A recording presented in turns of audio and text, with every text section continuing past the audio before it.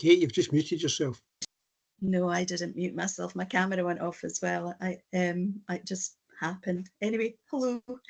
I'm Kate Ramsden I'm a member of UNISON Scotland Social Work Issues Group. I have been from the very start. And I just want to welcome you all today to our 30th SWIG Radical Social Work webinar. It's really hard to believe that it's 30 already, but once we started in COVID, it's just kept going. So it's good to see so many of you here today. The title of today's webinar is Social Work, Asylum and Refugees, and it's going to examine from a trade union and a progressive stance issues for social workers working in the hostile environment that surrounds asylum seekers and refugees. And I just wanted to say right at the start, it's a topic after my own heart, because I was co-author of UNISON's pamphlet Child's Welfare Paramount, which was produced back in 2006 to provide guidance to social work practitioners on ethical practice with asylum seeker children and their families. Back then was a time of dawn raids and the detention of entire families. People will remember that. The Glasgow girls, a group of schoolgirls from Drumchapel, had begun a campaign for their asylum seeker friend and her family to be released from detention. So it became very high profile. And ultimately they were successful in that, although other families in Scotland weren't so lucky. And it was a time when Scottish women living beside asylum seeker families in Drumchapel would get up really early to watch for immigration officials so they could sound the alarm and the families could move to their neighbours before the knock at the door came. So people were very brave and very supportive. But in schools, children were watching their friends just disappearing, just going and never coming back. And so there was a lot of fear around from other asylum seeker families and actually from the Indigenous population.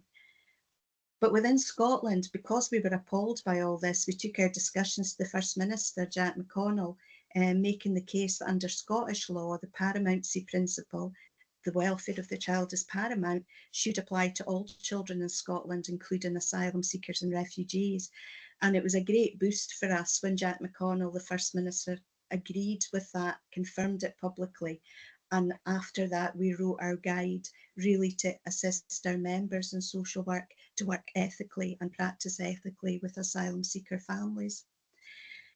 Well, of course, over the years, immigration policy has changed so rapidly that by 2017, our colleague Colin Turbett had to update the guidance and produced Refugee and Asylum in Scotland, social work support a human right, not an administrative burden. And after 7 years, it's no doubt in need of another refresh. So that's why we're delighted to be running this webinar today and to be joined today, I hope, by 3 speakers from practice, human rights and trade union backgrounds. And each is going to speak for 10 minutes, so we'll have lots of time for comments and questions after they've spoken. I'm going to introduce them properly when they speak, but briefly our speakers are hopefully Andy Sorrell. He's having difficulty joining us today, but we hope he will make it. Narmada Thiranagami, who leads UNISON's work around migrant workers' rights, and Enrico Donghi, a social worker who did work in Inverness and who was involved in setting up the support team in Highland for young unaccompanied asylum seekers. So I've asked Narmi if she'll speak first, because ideally it would have been nice to have Andy do that, but we'll wait for him to hopefully join us. So Narmi, you're very welcome here. Narmi is National Policy Officer for UNISON, working in the Policy and Public Affairs Unit, where she's been for over 10 years. She leads on the union's policy work on employment rights and trade union rights, immigration policy, policing and probation policy, and tackling the far right. So just a small portfolio there, Narmi. She'd previously been UNISON's National Race Equality Officer, and before she worked for UNISON, Narmi was the TUC's National Women's Officer. Narmi grew up in Sri Lanka and came to the UK as a child refugee, so this is a topic also close to Narmi's heart. Narmi, I'm just going to pass over to you. Thank you. Thanks very much, Kate. I'm really pleased to be here today to talk about this issue, which, as Kate said, is an issue close to my heart. And of course, it's also an issue that's close to UNISON's heart. And what an amazing turnout. Thank you so much for coming out to listen to us today. And one of the reasons why this work is so important to us, it speaks to our members' concerns, both in terms of the work they do and those members who need our support as a union in doing that work. And it also speaks to our concerns as a union for the vulnerable children who are affected by our hostile environment. Um, and as Kate said, I work in UNISON's Policy and Public Affairs Unit, and my work on employment rights and trade union rights and immigration rights forms a bulk of my work at the present moment. And my work on immigration usually focuses on the issues that affect our members who are overseas workers. Because as you might imagine, there are a whole wave of issues that come week after week for our members working in health and social care as migrant workers in this country, which that forms the bulk of my work around immigration rights. But UNISON has always had a long and abiding concern for protecting the rights of vulnerable people. And these range from the professional concerns of our members who work with asylum seeking and refugee families and children, and also addresses the vital humanitarian impulses and the compassion of our members towards the treatment of refugees and asylum seekers. And the work that Kate described herself as having started is so important. It helped initiate work we've done in England and what's going to happen in Wales. So I'll come to that in a second. But first, I wanted to say that it feels so important to speak up now for refugees, particularly in the wake of the news we will all have woken up to this morning. And also because here in the UK, after the terrible scenes we saw this summer, refugee families, including children, abused and threatened, vulnerable people trapped in hotels watching helplessly as people tried to burn them alive. And leading up to the riots, UNISON had become alarmed at the increasing targeting of vulnerable groups of asylum seekers and refugees by the far right. UNISON explicitly warned ministers and MPs of the impact of government policies and rhetoric in making asylum seekers both highly visible and a scapegoat for its policies. And this was, of course, directly related to the policies of the previous government. In 2023, during the passage of the Illegal Immigration Bill, which along with the previous Nationality and Borders Act ensured that the government kept ever-growing numbers of asylum seekers in hotel accommodation and refused to process claims until they could be sent to Rwanda. UNISON warned the then government that their rhetoric and policies were putting asylum seekers in direct danger. And we told MPs in 2022 that last year that in 2022, anti-migrant activists visited accommodation housing migrant people and asylum seekers 253 times. And that in itself was a 100% increase on this kind of activity in 2021. So you can see that the far right have been escalating these attacks. They turn up to local communities. They try and stir up hostilities, blame the asylum seekers for attacks on women and girls, whether they existed or not, and generally just kept this wave of kind of constant agitation. And there was a clear pattern. And we appeal to policymakers and parliamentarians that they should be focused on cooling temperatures and protecting the vulnerable, not increasing divisive rhetoric and making asylum seekers even more vulnerable to attacks. And we asked them to speak up for refugees and asylum seekers, not scapegoated, but treated with compassion and respect. And we pointed out to MPs that, this is a clear threat to communities. And the events of the riots that happened this summer were therefore not without precedent. And if UNISON could warn policymakers about this, why couldn't they see it coming? That is not to say that everything that happened in terms of the riots came from outside. That's, with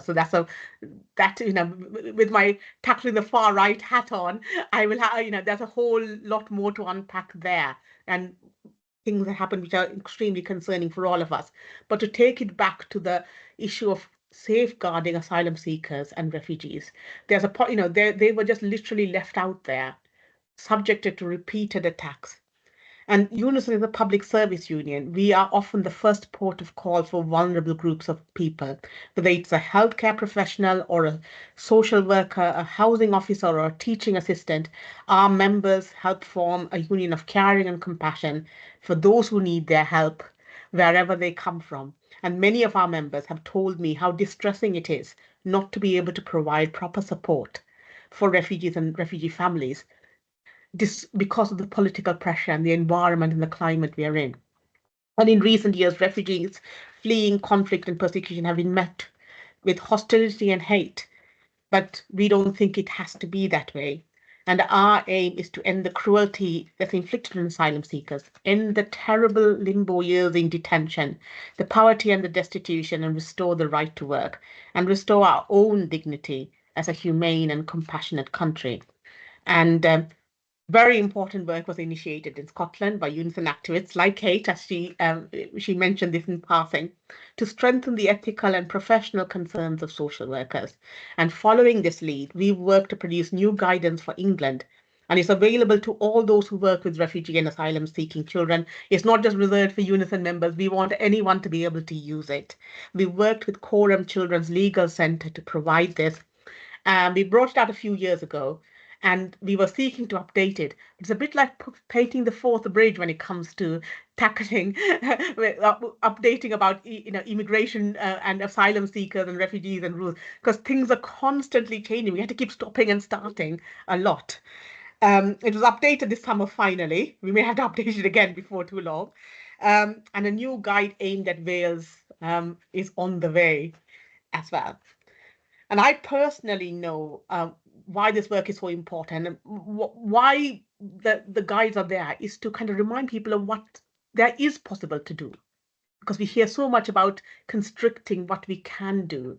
And I think it's part of this moral permission that we can give to people to care more and to do more, because I think most people's instincts, despite what we can sometimes feel like when we're feeling very cynical or disillusioned, I think most people's instinct is to go out of themselves and to do more and to open that kind of that circle of compassion and caring. And sometimes we can shrink, but we can all do what we can to make it to grow it a bit larger. And I personally know how very important the work that people do around this. Firstly, as Kate said, I was also a child refugee myself once. And actually, more than any nationality or identity, I actually feel I am a refugee first and foremost. And inside of myself, I still am. And the feeling of having to flee everything you know and go into exile is an experience that will never leave you. And the way I arrived in the UK was made illegal by the last government a few years ago. And the ladder that drew me to safety has vanished from behind me. And I'm conscious how very, very lucky I am to have arrived when I did. And those years being a child refugee in the UK gave me a great insight into how cruel human beings can be to those they regard as vulnerable and defenseless. I had also lost my mother, and I learned about how many adults regard children who have been bereaved and who might appear vulnerable as a real target.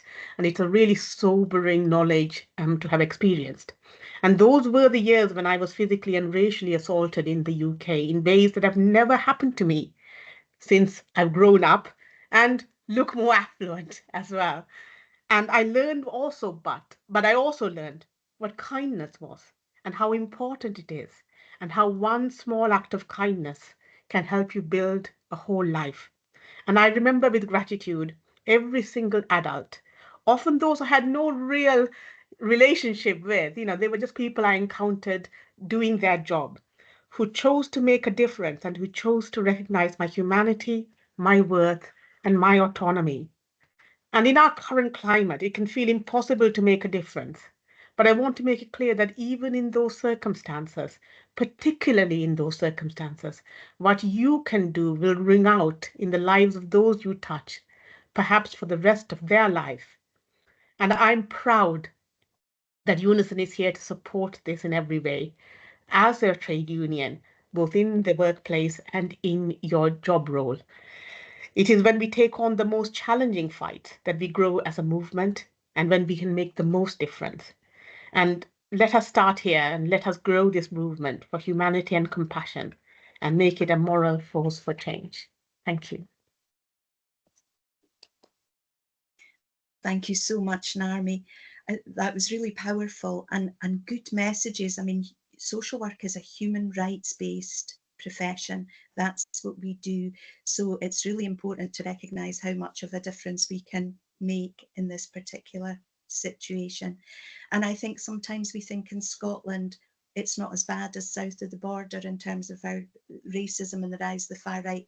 But I think recently we too have seen that isn't the case, that we have same challenges up here as you do. So that just set us up really well. Thank you so much for that. I'm going to move on now to Enrico, and I think Enrico will maybe take what you've talked about and talk about how that can be put into practice within social work.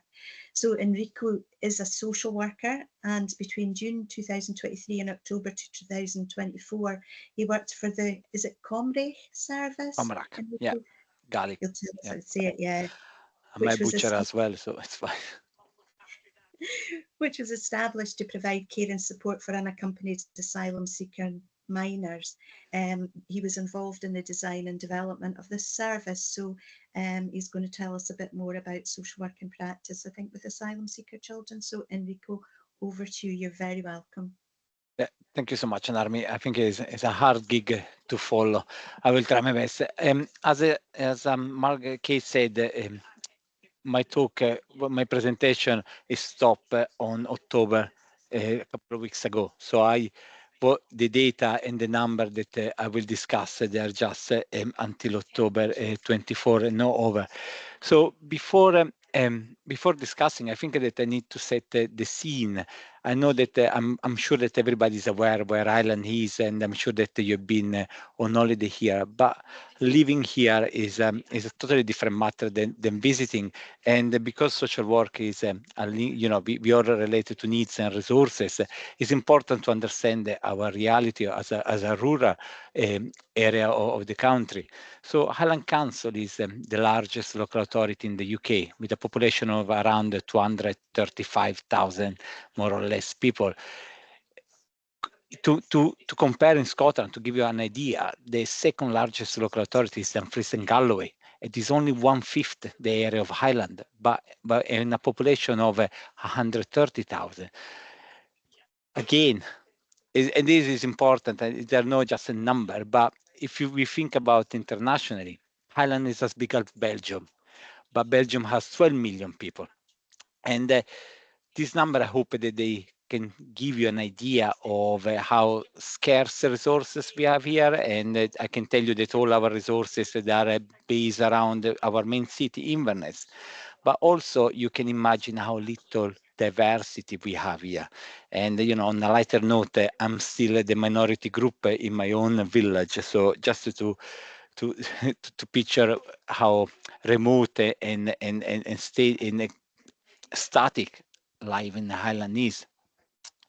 What I'm going to discuss, I wanted to be clear, is not a critique to Highland community or a Highland agency, but it's important to highlight that in Highland we didn't have any direct experience or knowledge around the refugee, around asylum seeking minor, unaccompanied asylum seeking minor. And what my experience shows is that when people don't have this direct knowledge, tend to rely on what they know. And when we discuss about migration, the information that we are based from the media. Migration, we all know, we've been living here. Migration is a topic that's been weaponized by politicians. And for at least for the last 14 years that I'm living in this country, there's been a creation of a negative narrative around migrant. And there is no point to go even beyond that, but we all know how Irish were welcoming in Britain, or the Commonwealth migration happened. So it's important to understand that the negative hostile environment is deep rooted. And in my experience in the last 18 months is I touch I experienced directly what institutional racism is, and from something on a newspaper for me became very real, and you can see it. Irina, can we just change the slide, please? So here is a few number on for our service. I was hoping Andy would have introduced the national transfer scheme, but it's not here. So the national transfer scheme was made mandatory around end of 2022 by the Home Office, and basically is a scheme that redistribute unaccompanied asylum-seeking minor throughout all the country. And this one was started to relieve the recipient local authority. So we talk about Kent, we talk about London, and share the work across the UK. We have at the moment the national transfer scheme said that we need to take, every local authority need to take 0.1% of their own children population. For Highland, the magic number has always been around 42, 43 referral. But this number is a illusory number because once somebody became, once turned 18, they come out of our book, or when somebody get legal status, they come out of our book. But these people, they're not going anywhere, so they will stay in our care. Here you can see the first four row. They just show you the progression of how the service has developed. From December 22, we had 2 young people. To June, when I started, we are 20. You know, and I've been the only social worker for until July 24, and in my heyday I had 47 on my case. So you can imagine the pressure on social work, not just to the statutory work that we have to do, child plan and so on, but as a local authority, so inexperienced, this number doesn't tell you how many conversation, how many meeting, how many educational opportunity we had, I had, and a few of my colleagues, we had to do with all the agency. And it wasn't just to explain who an unaccompanied asylum seeker minor is, but also to, and this is what was quite the hard part, was to debunk the false information and belief the other professional had. Thanks to all this false information that they've been passed to us via media for so on. And trust me, like if you were able to listen, to be a fly in some of these discussion, I think that it will resound very similar to Powell's speech, River of Blood, in the 60s. There is a deep ignorance on the subject that is scary. Is very frightening, and you can see Highland. We adopted a semi-independent living support approach. So that one you can see in the property row. So we had a lot of, we had 16 property, and the staff offered the young people outreach support when needed. But what this one doesn't show is that I wish all the 16 property were in Inverness, where we have the only Allah shop in Highland, when we are the only mosque in Highland. Instead, it was in a radius of over 30 miles around Inverness. So young people were placed in a community far away from their own culture, from their own community, and they were asked to integrate, to be part of a community that was alien is an undermining. If you think that we had a village of 4,000 people where we place the majority of our young people, we had a Sudanese young boy that has been there by him, like with the other one, but he was the only black people that this village has ever met, ever saw. And at the end of October, this village had 12 young people from our service, all of Sudanese and African origin. So in a way, we increase the Black community single-handed, but without, I think, what is missing sometimes in the social work. We are so used to focus on the statutory, on firefighting, is the community engagement. Without yes, helping the young people to understand the way of living, to understand how our society works, but also helping the community to understand the young people.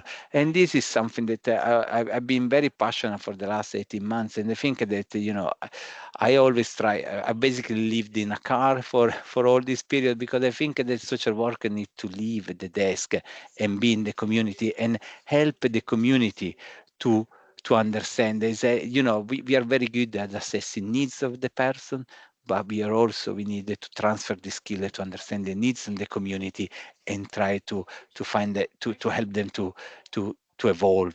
And another example about the lack and the needs of adjusting, not from the young person but from the community, is in the education provision.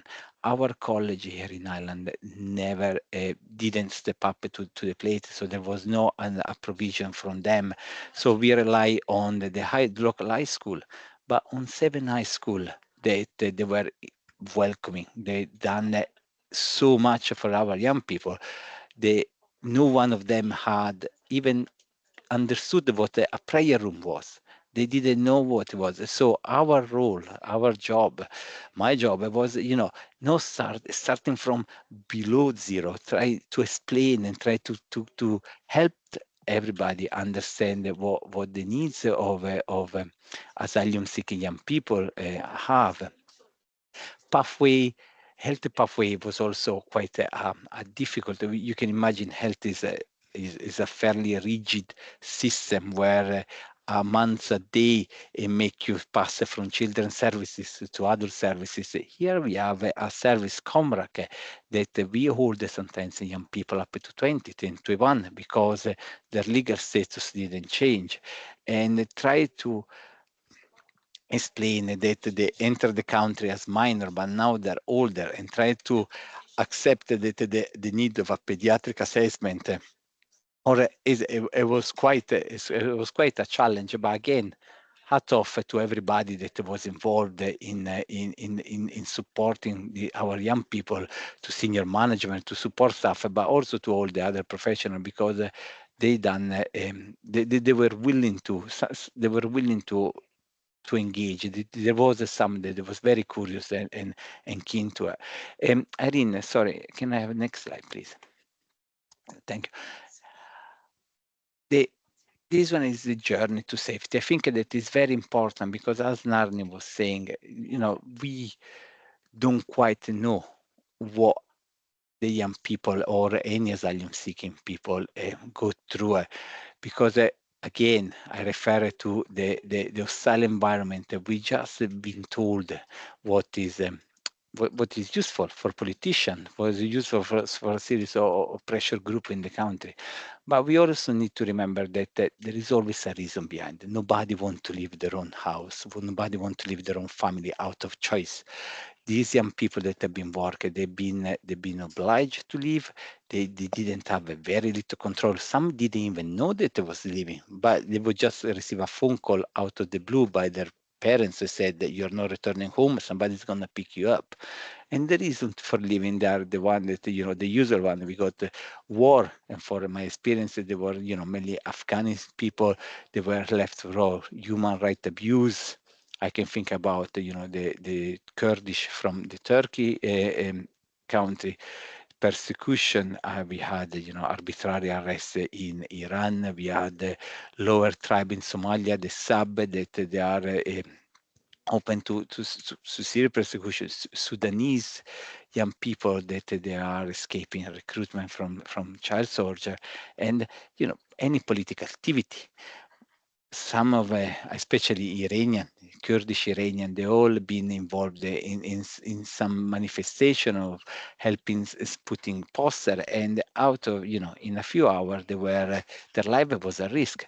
So everybody have to leave, and the journey itself is I think the most trauma happen in the journey, because even if we are used to work with the look after children, Scottish look after children, and in a way we see a pattern there. But what every young people that I work, they met all the developing milestone. They had a loving, caring family. You could see how they interact with the adult, how they interact with other young people. They are well balanced human being. But what the risk come and what the trauma come is external from the family. Is sometimes is from the state where they come from, but also the journey. Because once they embark this journey, everything can happen. And it is, there is sexual violence, there is rape, both male and female, there is physical violence. And as a worker, we're talking about social worker, when you're sitting there and you listen to their story, the second trauma is quite deep, because you feel guilty. At least I felt always guilty. I felt always a personal responsibility when you're talking with a young person that has been uh, it's been kept captive for years a textile factory in Turkey in their journey to safety. And then you look at home at your t-shirt and you see where it's made, and this was my fault. I always felt that I was the responsible one in some sort of other, because how we live in society, we are we are fueling these migration routes.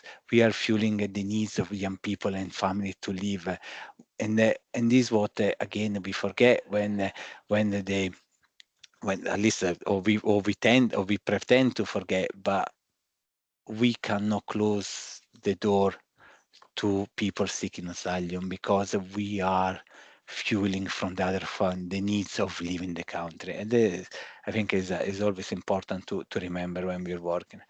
Um, Moving on, the multiple losses. Oh, no, Erin, sorry, I was just. When the young people arrive to us, this is a list of everything that they lost. And we tend to forget, because we think, oh, you're safe, you're here, but what actually they left behind is important to recognize, important to be aware, not just as a social worker, but as everyone in the life of these young people. And how these losses actually manifest is fascinating from a academic point of view, but is deeply disturbing for the young people. Sleep difficulty is the major one. These young people has been obliged to leave at night during the journey. It's been, as soon as they're arriving here, their body clock of months back it was back to front. But now we are asking to come here and to adhere and to be included in a society 9 to 5 appointment based, without any sort of tool in order to address, in order to help them. And this is, again, maybe was the Highland experience, is this lack of services, lack of knowledge, and how we help them is it was again is something that we address at the end of on my period working there with the implementation of different mental health services. But for 18 months, we didn't have the right tool, the right therapeutic tool to help the young people. But at the same time, we were asking to perform as they always been living here. And there's, as a setting for failing, and there is always an element of guilt that will remain in me for this period. Erin, next slide, please. Arrival in the UK. This is what Kate was talking. This is what Narnia as well. The environment. When people arrive here, they think that there is safety. They think that they're gonna be careful. They also been told many lie by smuggler. So they expect, maybe the expectation of our resources a bit of but their journey starts only now, because until very recent, till the Labour government came in power, the asylum process was inhumane, is an understatement. These young people were asked to tell their stories several times, thanks to to their lawyer, with the support of Scottish Guardianship. So that one was a child center as much as we could, and we were, as a support, we were putting the right emotional support after every meeting. But the interview with the Home Office, they are no child center. They're no humane.